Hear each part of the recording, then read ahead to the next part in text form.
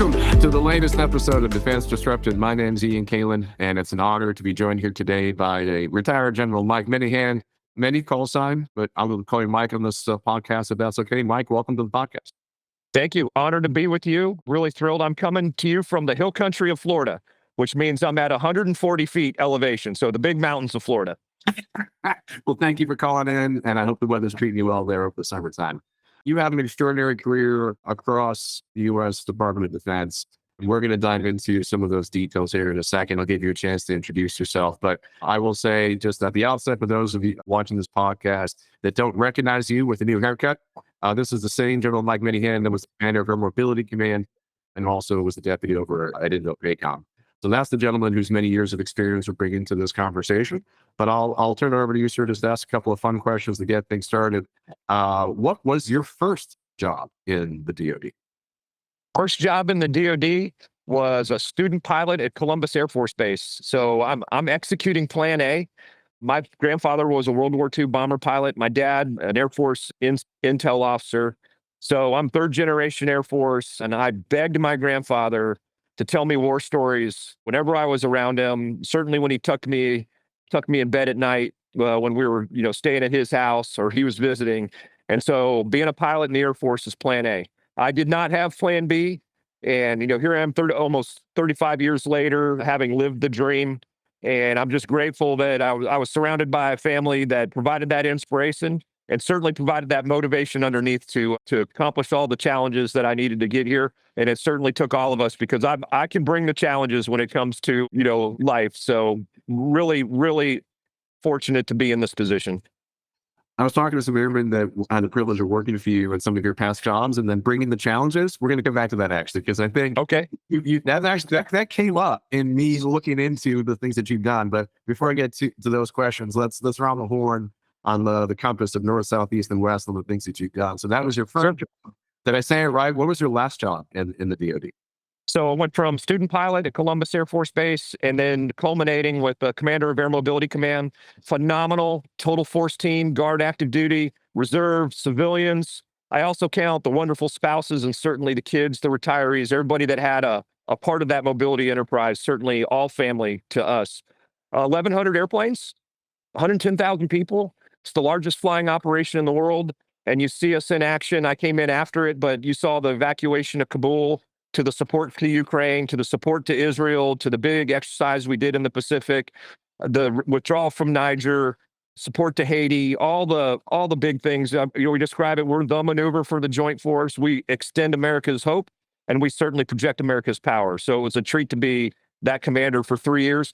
3 years might sound like a long time. It seemed like 3 seconds to me. It was over in a blink, and I miss it. What was your best job in the Air Force? Best job in the Air Force, husband and father. And what was your worst job in the Air Force? I didn't have a worst job. Every job, 30 years, there must have been some in there that you're like, yeah. I wouldn't describe it that way. I really, what you find out on the Air Force journey, certainly there's some assignments that are easier than others. There's some jobs that are more challenging than others. But the reality is you're surrounded by great teammates. And that's really the qualifier when it comes to satisfaction.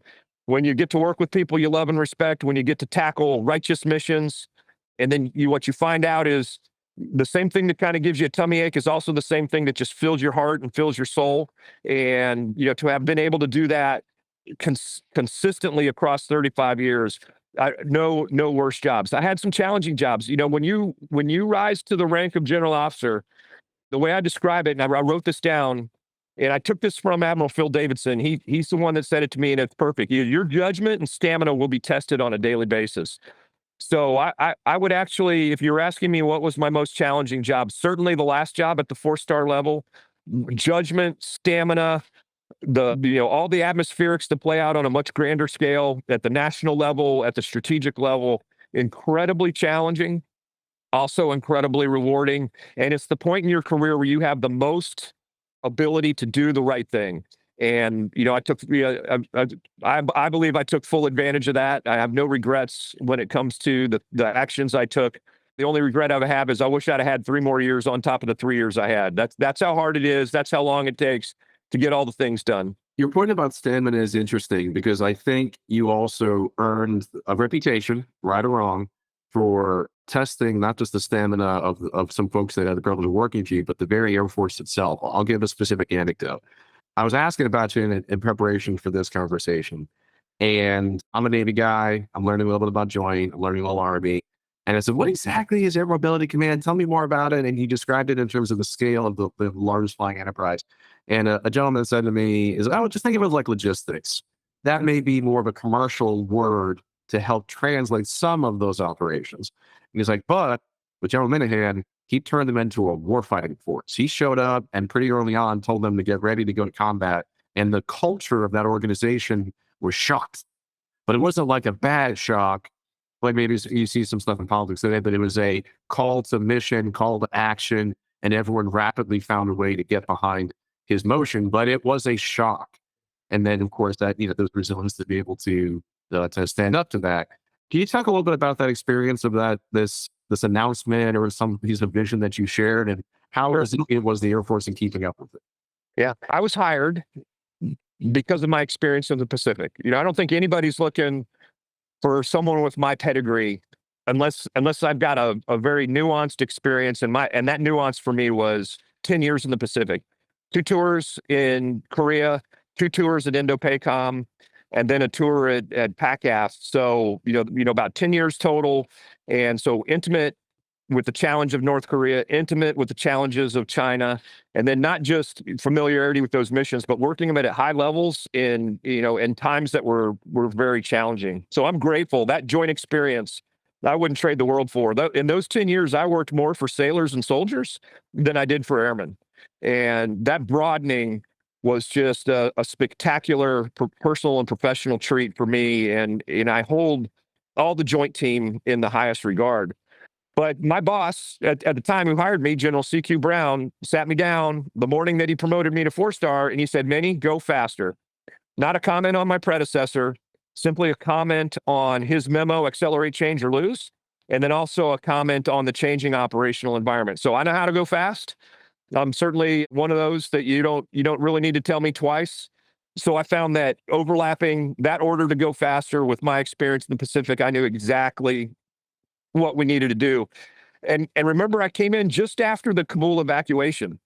So while I didn't execute it, I was the recipient of all of the after action reports, all of the insights, all of the good, the bad, and the ugly that came along. And there was lots of good. Our airmen could not have performed better. It was heroic, courageous, tenacious. It's all the good adjectives you want to be described as a warrior. Yet at the same time, it exposed critical gaps in what I would call a permissive environment that simply will be fatal if we take that into a fight in the Pacific. So that's where I drew my line pretty quickly. And I knew exactly what needed to be done. My boss gave me certainly free rein to get after it. And I just went for it. So, I laid a map down on day one and I said, show me what we're going to do if the intel officer came in tomorrow and said, China's about to invade Taiwan. And the answers were less than satisfying. It was clear that while there was attention to that it didn't match what I expected because of my experience, and it certainly didn't match my expectations when it comes to going fast. So really that China effort and getting ready and understanding what mobility really brings to the fight. Mobility is the joint force maneuver. Every force is important, but mobility is the most relied upon force in the history of warfare. I've said that for years now, and nobody's challenged me yet. So maybe on this podcast, somebody will. And I hope they do. But when it comes to, I already talked about it, when it comes to projecting hope, projecting power, when it comes to the criticality of overcoming the tyranny of distance and the tyranny of water, we always talk about the tyranny of distance, but we rarely talk about the tyranny of water. When you fly in England, when you fly in Europe, there's a NATO air patch always 100 miles away. When you fly in the Pacific, you go 12 hours without seeing an air patch anywhere. So this tyranny of distance, tyranny of water are big factors. And being able to explode into theater, being able to put ourselves in a position of advantage, being able to support all of the services, agility concepts, all those things are incredibly important. So I really do think we are the joint force maneuver. And then the last thing is This all ties back to lethality. So I get it. I'm a pudgy airlifter. I'm not the pointy end. I get that. I'm not trying to equate what I do to the people that pull triggers and toggle switches so that warheads fall on foreheads and all that stuff. But I'm the offensive line. Okay, I got to create the hole in the opportunity so that the running back, the quarterback, the receiver can exploit the hole and score the touchdown. And so and that's not just true for the Air Force, it's true for the entire Joint Force. So we have got to tie ourselves to lethality. We have got to tie ourselves to being the Joint Force maneuver. And then the last thing is we have got to be worthy of that task. It doesn't matter what our plans are. It doesn't matter what we say we can do. It matters what we actually can do. And I had enough data points coming off of the Kabul evacuation and then experienced again with Ukraine, again with the support to Israel. And each one of those, we incrementally bettered ourselves, but it really all supporting a line of effort to get after the China challenge. Well, I won't argue with that passionate point. I have heard it phrased slightly differently. Yeah. I've never heard the adjective pudgy in this context, but I have heard, bombs wins gunfights, but supply chains wins wars. Yeah, that's what I've heard it. Yeah. And my lesson for that on the historical side was Russia. You talk about Ukraine. I think of Russia against Napoleon when Napoleon was marching in their land, and then they came back. That Hitler made it into Russia, and then Russia came back 3 years later. So there's now the cost of such tragedies is a separate bit of a challenging history. But fundamentally, when you have the resources and the trains and the trucks, the supply chain will ultimately in theater overwhelm those past experiences. I think that's part of what we're seeing, despite asymmetric capabilities, whatever they to be. That tends to be the long game of how you actually win sustaining lasting pieces. That's exactly from that supply chain perspective. So that is the larger strategy. My sympathy. I don't have understanding, but I can admire why that is a fundamental difference and why things are so different in the future fights and other challenges, particularly in the. Let me take it one more step farther. So, the common phrase, amateurs study tactics, professionals study logistics. Victors study maneuver. You got to take it one step farther. You can have all logistics you want. Everything can run to the places you want it to go. But if you can't put your capabilities in a position of advantage so that they can be lethal, then it's meaningless. So this is about maneuver. Victors study maneuver. Can we put American joint capabilities in a position of advantage so that they can be lethal? That's it. And so, think about every service has an agility concept. ACE, EABO, MDTF, DMO, all the things. Every service has one. They don't talk to each other.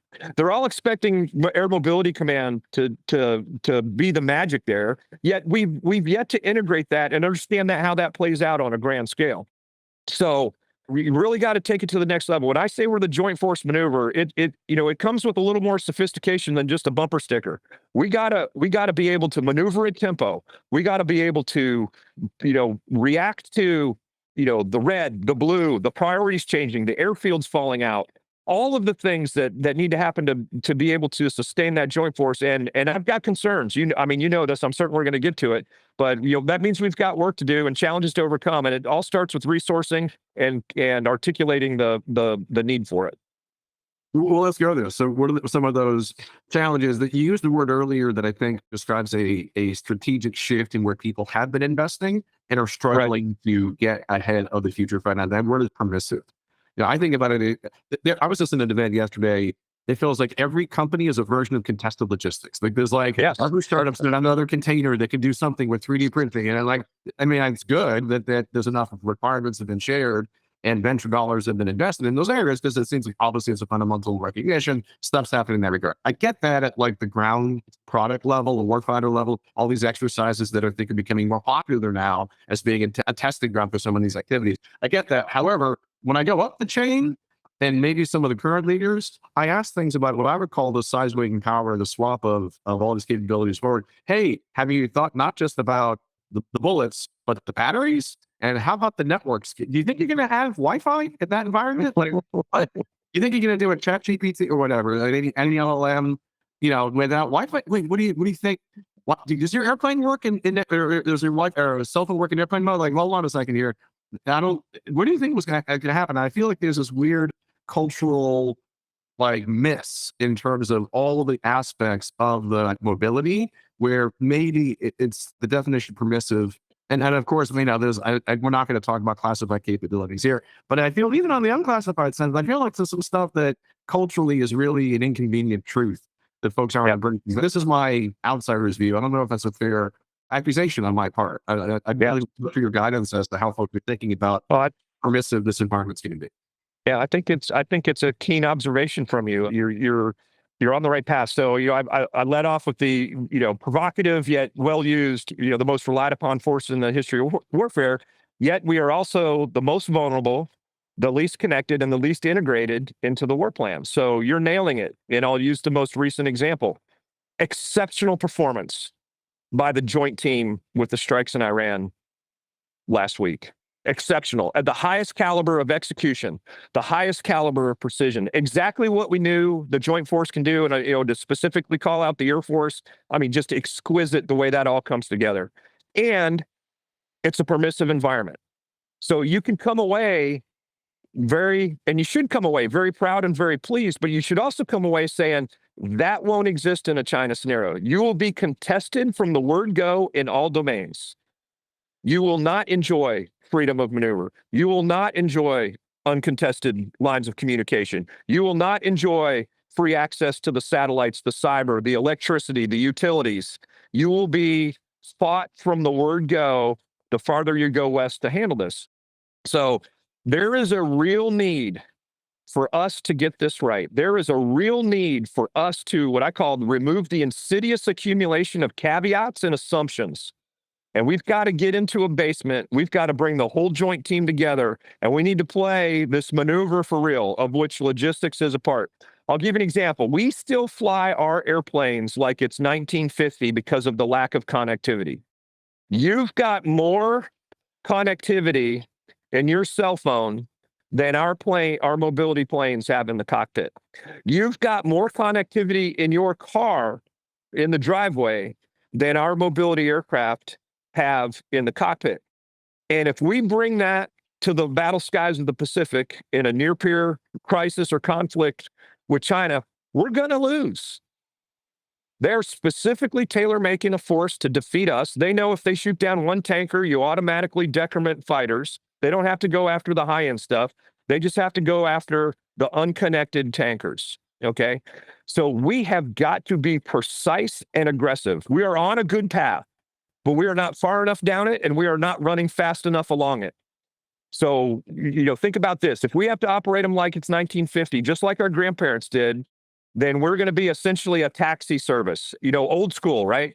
Not only a taxi service, you're calling it on a rotary phone, old school. Okay. We have got to be more like Uber and Lyft. We have to have competing and complementary algorithms that can sort through priorities, that can sort through red position, blue position, that can sort through all the variables that happen out there with airfield status, weather, intel status, access to comm links, the pace plan underneath it. All of the dynamics that is our operational environment, and we've got to get to a better place aggressively.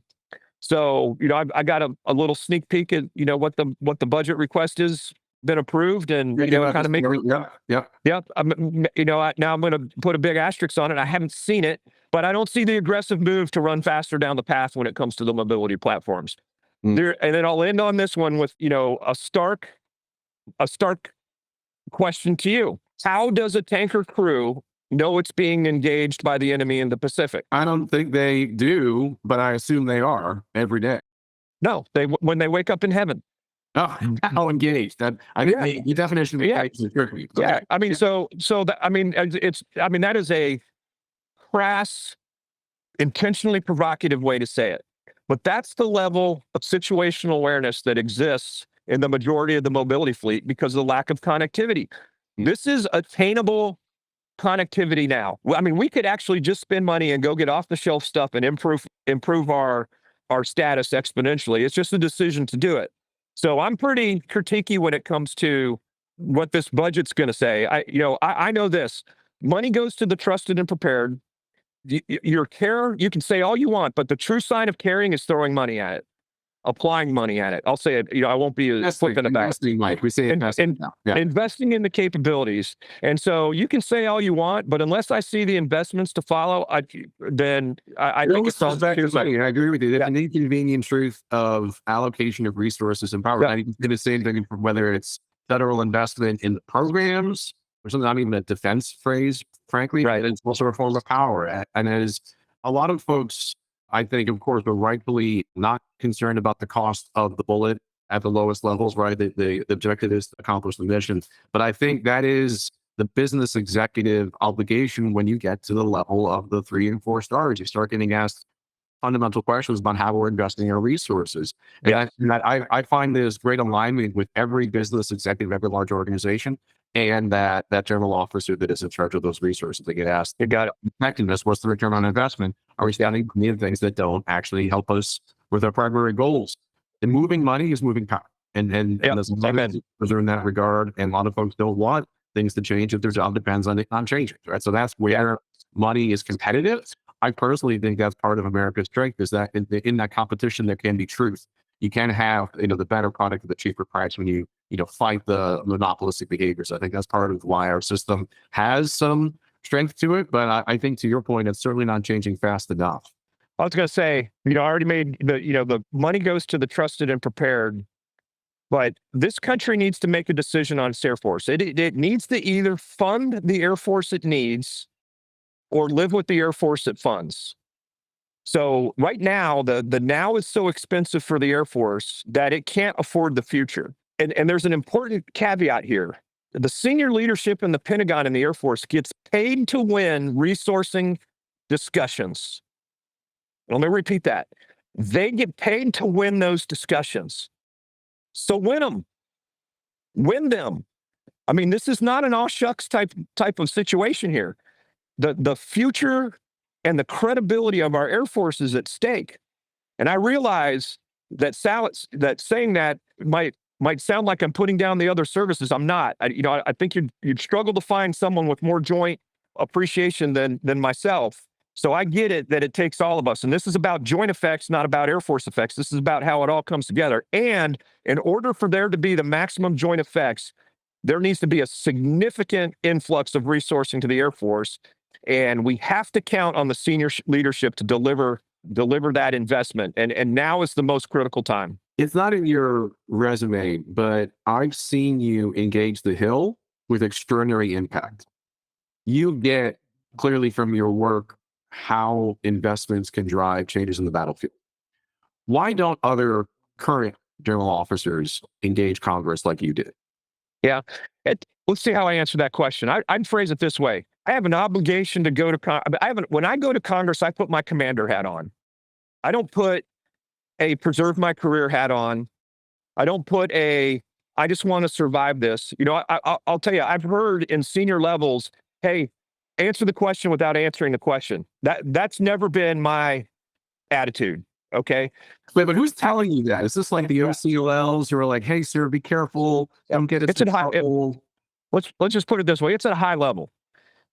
The commander obligation to go up to the Hill and answer with precision their questions, I think is a absolute part of taking care of mission and taking care of airmen. So the part of the oath I pay attention to the most is that I will well and faithfully discharge the duties of the office upon which I'm about to enter. It's the accumulation of the lines before it, and it's the part of the oath that's closest to God. So there are airmen in mission out there counting on me to succeed. So I always felt empowered going up to the Hill. I never felt intimidated, and I felt that in that candor, they're very good at understanding who's answering the question without answering the question. They're very good at understanding who's coming with a genuine thought process and who's not. They're very much understanding who's trying to just not go against what the official line is, and who's trying to articulate, it's the Congress that gave me my job. I mean, they're the ones that confirm me. And in that whole process, they ask you, when you come up here and answer our questions, will you tell the truth? Absolutely, I will. But that's the rare part. I mean, I've seen this a little bit. I'm no congressional expert, but what you just said, candor and precision is rare.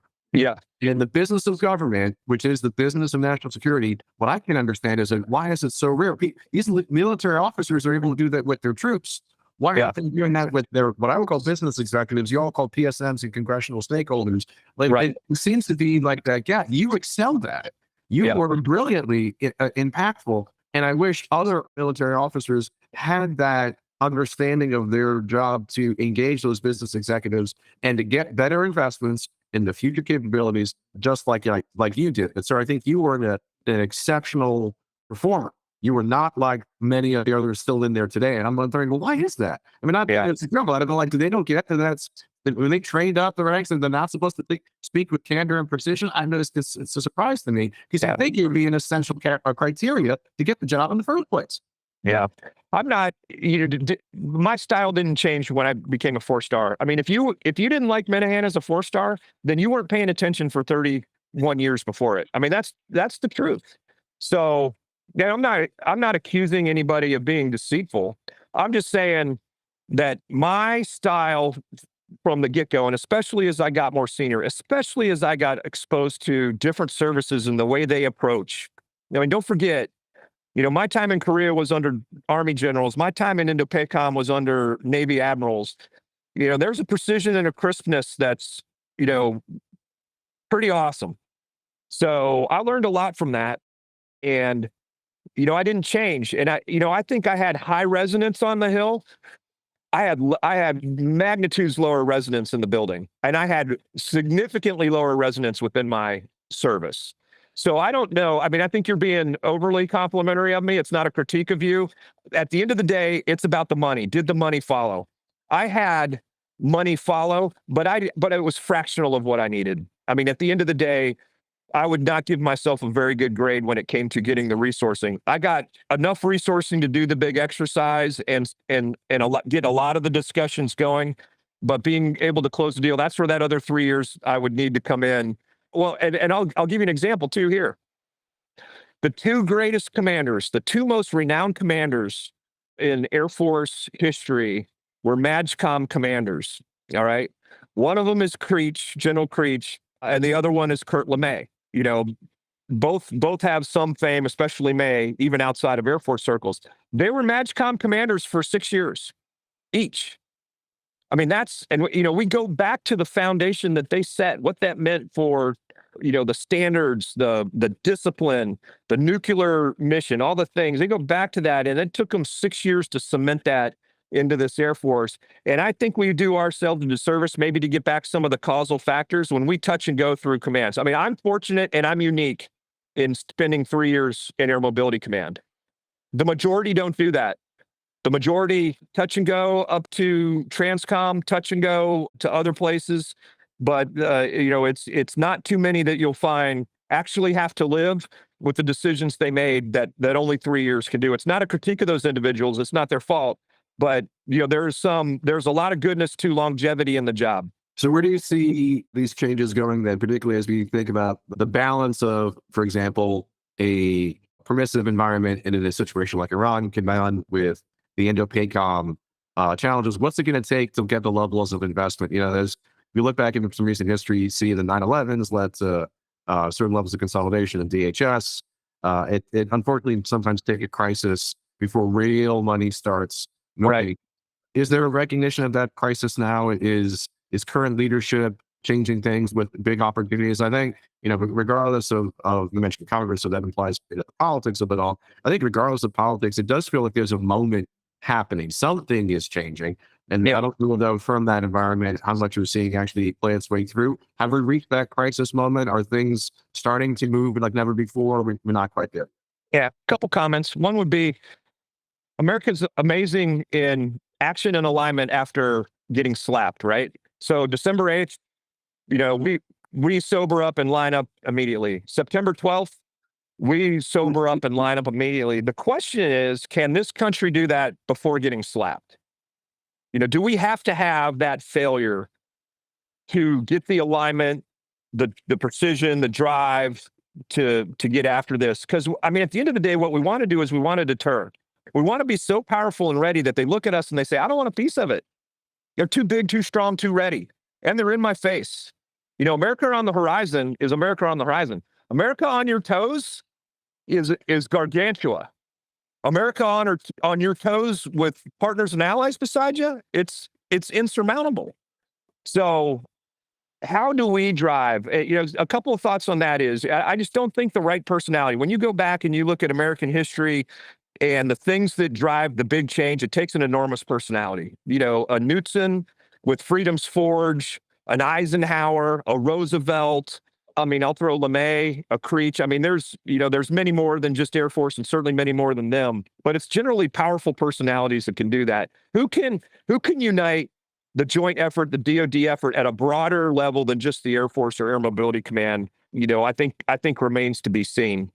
I am hearing echoes of what was unpopular to say in 21, 22, 23, and 24. Are now people are saying, there is oh yeah, lethality, kill them and break their stuff. All those things are starting to play out. So easy to say in the environment now. What we need is that, again, getting back to that commander obligation, that's commander obligation. That's not commander obligation under one administration and not under another. We need to generate leaders that have the courage to do commander business regardless of the political atmospherics, regardless of the impact to their career, regardless of whether they get promoted or go on to the bigger job or just maintain their job. You have got to have that fortitude, and we have got to show the younger officer corps at the joint level that it's the risk-taking, the audacity, the drive to get after the things that matter for their mission and their soldier, sailor, airman, Marines, guardians, Coast Guardians, because that's the right thing to do as a commander. So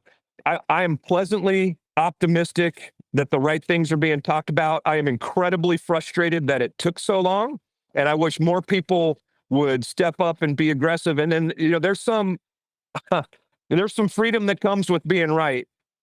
There's freedom that comes with being on the right side of history. And this country has, an enormous magazine depth of great military leaders. I served at the pleasure of the president. If the president doesn't like me, move on to the next. But one thing is going to happen when that transition happens. I'm going to be able to look all my airmen in the eye, and I'm going to look myself in the eye in the mirror, and I'm going to say, I gave it my all for the right reasons with my commander obligations. I don't even know if I answered your question. It's a motivating piece. I can't say it better. So transition to where do we go from here? Yeah. You left active duty service just a few months ago, and I think rightfully titled, given the passion you just shared, your new venture seems to have the word Maverick in it. So can you talk a little bit about what that is? Sure. And most wanted to engage with you to be part of that right side of history. What's the best way for them to reach out to you? Yeah, sure. Let me go back and finish one more thought on the last one. Please. At the end of the day, it doesn't matter what you say. It matters what you do. So you can have all the taglines, all the passion, all the other things, but this is about action. And so as we transition to your last question here, I want to make sure that as I'm queuing on things, as I'm measuring the merit of those words, I'm looking at what the resourcing is going to deliver. And so, we got to peek at what's coming down the pipe. Hopefully there'll be details to follow, and I'll be able to see if there's really an intent to move forward on that. Break. I had an interview with the Washington Post, and it was after my memo, which was really in order, was leaked. And he followed up with me, Dan Lamont, and the title was Maverick Sticks to His Guns. And so I looked at that and I said, yep, thank you, sir, for that headline. I'll take it. So, and then I'm also a surfer. I can see you're a guitar player in the background. I'm not a good surfer, but I'm not a good guitar player, so it actually balances out quite well. Yeah. Well, do you know what the best surfer is? The best surfer is the one having the most fun. So if you're having the most fun playing guitar, then you're pretty good. But and Mavericks is a wave off the coast of California. It's not a wave I could surf ever, but it speaks to the treachery and the joy of the same thing. Now, and people out there that are surfers will know there's a great book out there called Barbarian Days. It's a phenomenal. I've read it like 7 times, but it speaks to the dual nature of the wave. The thing that scares you about it also is the thrilling aspect of it. So as much bravado as I have right now, the reality is when you're in the fight, when you're in the arena on all these things, it is incredibly delicate on the thrill and the pain of doing this. The righteous paths are lonely and hard, and you've got to negotiate enormous amount of atmospherics, enormous amount of issues, enormous amount of competing priorities, an enormous amount of alternative agendas and ulterior agendas, and then all the things that come with resistance and passive aggressive and life in the big leagues. So Maverick stuck for me, and it was that headline that did it. I have Mavericks Advisors Consulting. It's myself and some handful of teammates that are just trying to carry on what I started while I was in uniform. So I'm after getting our joint force the tools they need so they can dominate, so that they can deter and then win decisively in any environment, including the Pacific and China with Permissive. So you can get to it on my LinkedIn. You can get to it on a website with the same name. It's not hard to find me. And then send me an email, send me a text. I'm pretty easy to find. Well, thank you for sharing that. I know we're in conclusion here, but I got to say, you piqued my interest with the reference to Barbarian Days. I read that book. I won the Pulitzer. Yeah. And the opening chapter talks about some of his early days in the San Francisco Ocean Beach, which is about a half mile from where I am right now. And it felt like a very local story in terms of what that person did with his own words. Basically, for those who don't know the book, it's kind of like an autobiography of one of the most successful competitive surfers, and I guess in the sport. And he had endured a number of extraordinary challenges. His younger brother suffered the spinal injury while surfing himself, and so there was a lot of luck along the way in that story. But I think it's interesting to hear you remark about it, because I'm learning now that there is an extraordinary alignment between that autobiography and yours, which is a combination of passion, luck, and experience, being surrounded by extraordinary mentors and people. But again, your style of doing that, a lot of people, it's hard to get to that level of luck, passion, commitment to public service. Your style of that, sir, has been to add well-articulated honesty and candor with the precision and data-driven knowledge of what it takes to succeed. And that's what the surfer did. He was insanely self-critical. You see that maybe Michael Jordan was the worst critic was himself. Right? You spent most of the book him talking about how he feel more than he won. And it's hard to live in that psychosis of extraordinary self-reflection and the mania, really, to get to the next level of extraordinary. I did this with, and I have to do this with, and I have to do this with. And I think it seems to be reflected in your career, whether it was, the early days in how to fly the plane, to working for all these different joint forces, and then ultimately being accountable as the commander for how do you move all these resources in a truly joint intercontinental fight. It takes this level of rigorous assessment, I think, to build on the perspectives that you have. What's amazing is that you didn't get fired along the way for being so honest about it, sir. I came close, man. I came as close as you could come. But any final funny stories on that one? I'm just trying to think. I mean, speaking truth to power is dangerous sometimes.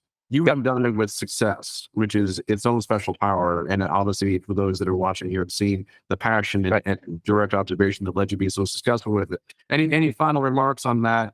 As bringing it full circle from those early days of learning from the front to now being that Maverick Incorporated. Any reflections on those times of speaking truth as woken people up? Certainly, I'll say this. I have this thing called a cager that I use to describe me when people come onto the staff or I go to a new staff, and it's the accumulation of 10 years of asking people what's easy and what's hard about working with me. I'm not asking you if you like it. I hope you like it, but one of the statements on there is there's nobody harder on me than me. I sleep good at night because I'm exhausted, and I don't over consume myself with it, but that manic aspect definitely exists. Are you worthy? Am I worthy? When I lay my head down, people always said, hey, what keeps you up at night? Nothing keeps me up at night. I sleep great, but I don't worry. China doesn't keep me up at night, all those mission things, but what keeps me up at night is my worthiness. Am I worthy of America's sons and daughters? Am I worthy of the enormous amount of American treasure gifted to my organization? Am I worthy of the mission tasked to me? And can my president count on me to deliver on it? I mean, shame on us if the president doesn't know that the units aren't fully capable. Shame on us if he thinks that there's a readiness that exists that doesn't.